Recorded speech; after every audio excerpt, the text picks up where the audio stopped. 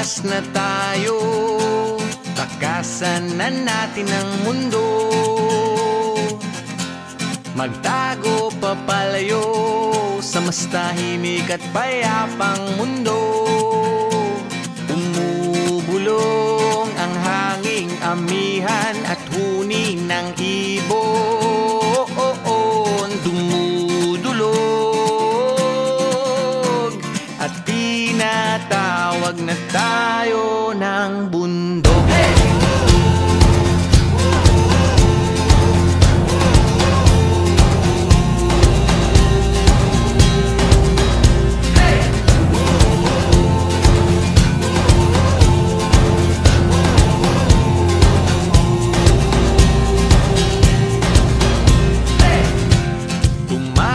Na tayo, palayo sa maraming tao.